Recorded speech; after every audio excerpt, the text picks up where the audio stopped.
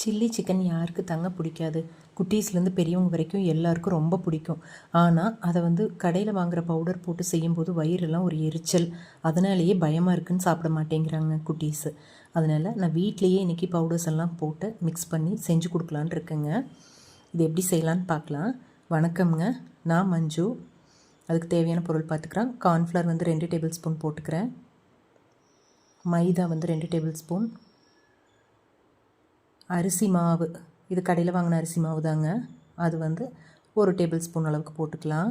கலருக்காக நார்மல் மிளகாய்த்தூள் 1 table spoon, Kashmiri மிளகாய்த்தூள் 1 டேபிள் ஸ்பூன், 2 கலந்து எடுத்துருக்கேங்க. மல்லித்தூள் 1 டேபிள் ஸ்பூன். கூடவே இஞ்சி பூண்டு பேஸ்ட் 2 டீஸ்பூன் அளவுக்கு போட்டுக்கலாங்க.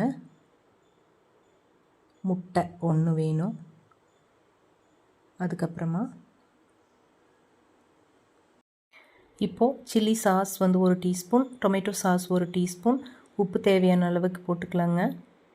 தயிர் 2 டீஸ்பூன் அளவுக்கு, லெமன் ஜூஸ் கொஞ்சமாக போட்டுட்டு நல்லா கலந்து விட்டுருங்க. எல்லாத்தையும் போட்டு கலந்துக்குங்க. தேவைன்னா தண்ணி கொஞ்சமாக ஊற்றி இந்த அளவுக்கு கலந்து 1 கிலோ சிக்கன் நல்லா க்ளீன் பண்ணி எடுத்து வச்சதையும் கூட போட்டுக்கலாம்.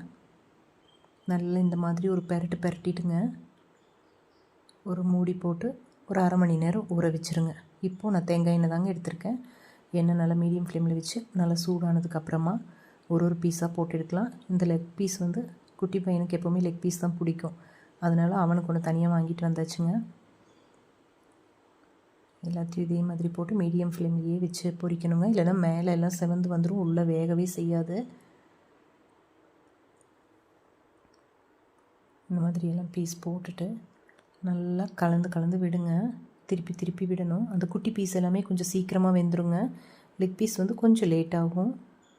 பொறுமையாக தான். அது கூடவே கறிவேப்பிலை இந்த மாதிரி பொரிச்சு எடுத்து சர்வ் பண்ணிடலாங்க. ரொம்ப டேஸ்ட்டாக வந்துச்சுங்க. சாப்பிட்டு பார்த்தேன். நீங்களும் கண்டிப்பாக செஞ்சு பாருங்கள். இந்த வீடியோ பிடிச்சிருந்துச்சு அப்படின்னா சப்ஸ்கிரைப் பண்ணிக்கோங்க.